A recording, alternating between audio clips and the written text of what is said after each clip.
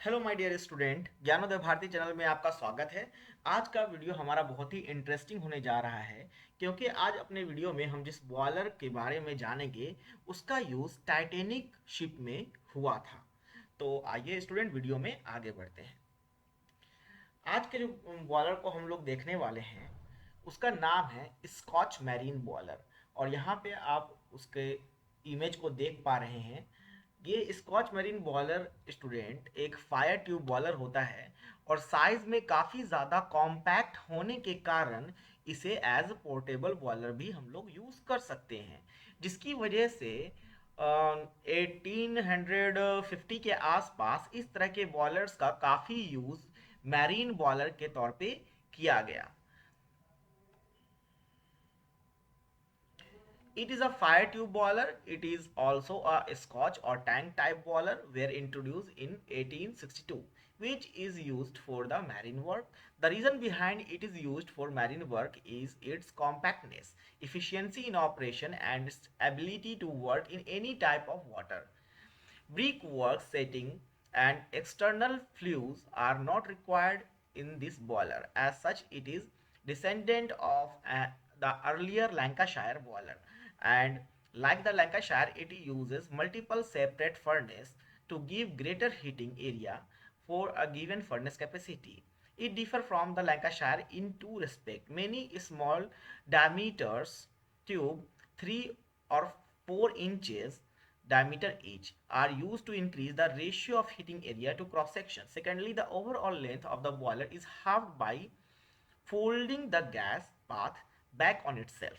तो अभी हम लोग स्टूडेंट इसका जब कंस्ट्रक्शन देखेंगे, इमेज उसका देखेंगे जहाँ पे हम लोग इसके कंस्ट्रक्शन को डिटेल से जानेंगे, तो हम ये जो लैंकाशायर बॉयलर से ये किस तरह से मिलता जुलता है, ट्यूब्स किस तरह के से हैं, इसके साइज के किस तरह से ट्यूब्स को फोल्ड किया गया है, किस तरह से ये लैंकाशायर बॉयलर से हाफ हो जाता है लेंथ में, उसके बावजूद इसकी इफिशियंसी लैंकाशायर बॉयलर से बेहतर है, हम लोग कंस्ट्रक्शन में देख पाएंगे उसे।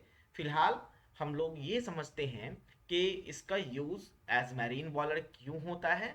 तो ये कॉम्पैक्टनेस के कारण इसकी इफिशियंसी बेहतर है, और इसकी एबिलिटी जो है किसी भी पानी के साथ, किसी भी वाटर के साथ, जैसा कि हम लोग सब जानते हैं, फायर ट्यूब बॉयलर में हमें वाटर को ट्रीटमेंट करने की ज़रूरत नहीं होती, जैसा कि वाटर ट्यूब बॉयलर में होता है। वाटर ट्यूब बॉयलर में स्टूडेंट हम लोग क्या करते हैं, किसी भी बॉयलर को जब यूज़ करते हैं वाटर ट्यूब बॉयलर को, तो उससे पहले उसके वाटर को वाटर ट्रीटमेंट की ज़रूरत होती है। लेकिन ऐसा फायर ट्यूब बॉयलर में नहीं होता। तो हम लोग समुद्र का खारा पानी को भी यूज में ला सकते हैं, इसीलिए यहाँ पे बोला गया है it's ability to work in any type of water. Okay.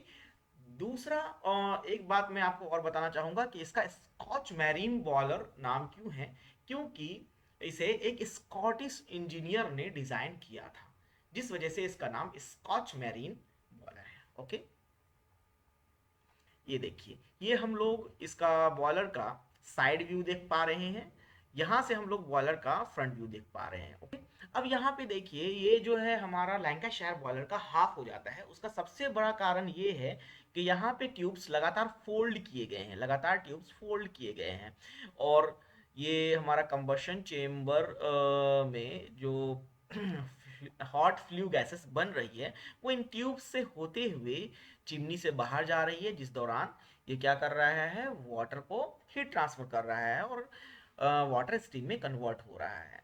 यहाँ पे हम लोग डिफरेंट एसेसरीज देख पा रहे हैं बॉयलर के, mounting accessories, pressure gauge, safety valve, main stop, main feed, ये सारी चीज़ें हम लोग यहाँ पे देख पा रहे हैं, जो कि लगभग हर बॉलर में पाई जाती है। फिजिबल प्लग, ये सारा माउंटिंग एसेसरीज का पार्ट है, जो कि बॉलर की एफिशिएंसी को बढ़ाने में मदद करता है, साथ ही साथ बॉलर के सेफ्टी फीचर्स का हिस्सा होता है।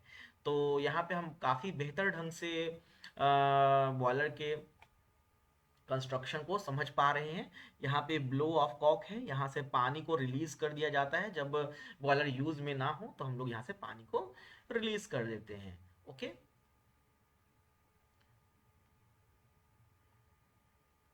ये देखिए, यहाँ पे हम लोग एक और इमेज देख पा रहे हैं हमारे स्कॉच मैरीन बॉयलर का।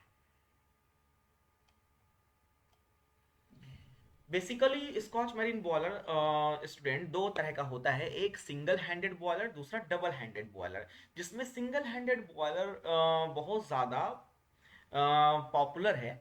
इसे मोस्ट ट्रेडिशनल टाइप भी कहते हैं स्कॉच मैरिन बॉयलर का। It has a circular boiler shell with a large diameter and short length. Boiler shell किसे कहते हैं स्टूडेंट? तो आप देखिए यहाँ पे ये वाला जो हिस्सा होता है ना, ये वाला हिस्सा जहाँ पे हमारा फायर ट्यूब्स होते हैं, जहाँ पे हॉट फ्लू गैसेस फ्लो करती है, उस हिस्से को हम लोग बॉयलर शेल कहते हैं।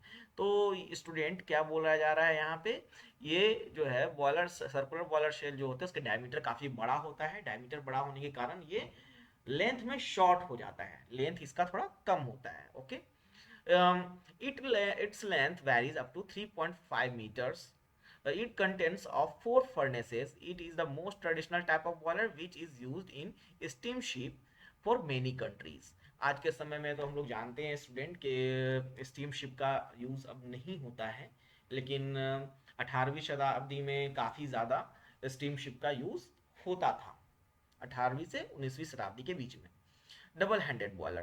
The double-handed Scotch marine boiler has a vertical Galloway tube made in to the combustion chamber. It circulates the water in the boiler and has a length of up to 6.5 meter. In this boiler, the furnace are present at the end of it. The number of furnace changes from 2 to 4 at each end. तो जैसा कि हम लोग देख पा रहे हैं, double handed boiler जो है ये सिंगल हैंडेड बॉयलर से परफॉर्मेंस वाइज थोड़ा बड़ा है साइज में। ओके, अब स्टूडेंट हम लोग अपने जो मैंने वीडियो के शुरुआत में ही बोला था आपको कि टाइटेनिक शिप में इस बॉयलर का यूज हुआ था, उस टॉपिक पे पहुंचते हैं। लार्ज और fast ship could require great many boilers. The Titanic had 29 boilers, 24 double-ended and 5 smaller single-ended. The larger boiler were 15 feet 9 inches in diameter and 20 feet long. The smaller were 11 feet 9 inches in length. All end has three corrugated Morrison furnaces of 3 feet 9 inches diameter, 159 furnaces in total, and a working pressure of 215 pound per square inches, जिसे हम लोग 1480 kilo pascal भी कहेंगे। Okay, ये हमारा देखिए Titanic ship है, और इसका जो सबसे नीचे वाला हिस्सा है स्टूडेंट, सबसे नीचे वाला हिस्सा है, वहीं पे इन बॉयलर्स के सेटअप हुआ करते थे, जिसे हम लोग वीडियो में आगे देखेंगे। ये देखिए स्टूडेंट, ये एक लाइन से हम लोग देख पा रहे हैं कि स्कॉच मैरीन बॉयलर लगे हैं दोनों ही तरफ। जैसा कि यहाँ पे पहले ही बताया गया कि लगभग कितने बॉयलर्स का यूज़ किया गया, 29 बॉयलर्स का यूज़ किया गया। ओके, तो ये लगभग 29 बॉयलर जो हैं एक लाइन से लगे हैं एक दूसरे के आमने सामने। और यहाँ पे हम लोग टाइटैनिक शिप के नीचे वाले हिस्से को देख पा रहे हैं, जहाँ पे इन बॉयलर्स को यूज़ में लाया जाता है। जब टाइटैनिक का एक्सीडेंट हुआ था तो इसी वाले हिस्से में सबसे पहले इम्पैक्ट हुआ था आइसबर्ग का, जिससे कि यहाँ पानी भरना शुरू हुआ था। Advantages of Scotch marine boiler. The boiler is made with a lot of heating surface, normally 5 square feet of heat transfer surface per boiler HP. This produces high resistance and efficiency to fouling. As this boiler has a large diameter shell that contains water and steam and also a steam chest, the disengaged area produces good quality steam without the addition of mechanical separation. The furnace can be manufactured large enough to support different fuels and emission requirements. It produces a higher level of energy which allows it to generate a higher steam flow rate with a minimum amount of pressure. It, its large sized shell allow more flexibility in water treatment and blow down maintenance. Shell अगर बड़ा होगा तो हम लोगों के लिए maintenance की बहुत आसान हो जाएगा, साफ सफाई आसान हो जाएगी। Disadvantage, it requires more load of area for a based output. The variation in load cannot be easily controlled. Mostly used in small power plants, the steam rate formation and quality are not much than the water tube boiler for suitable power generation. जैसा कि हम लोग जानते हैं student, water tube boiler की capacity as compared to fire tube boiler काफ़ी कम होती है, लेकिन वहीं वाटर ट्यूब बॉयलर्स के साथ दूसरे दिक्कतें हैं, जैसे कि वाटर्स को ट्रीटमेंट की ज़रूरत होती है, साइज में वाटर ट्यूब बॉयलर काफ़ी बड़े होते हैं। Because of the large diameter the steam pressure is limited to around 300 psi। Scotch marine boiler में जो स्टीम प्रेशर होता है वो थोड़ा कम होता है, क्योंकि डायमीटर क्यों बड़ा है, हमें लेंथ कम करना, हाइट कम करनी है, तो इसलिए हमने डायमीटर को बड़ा कर दिया।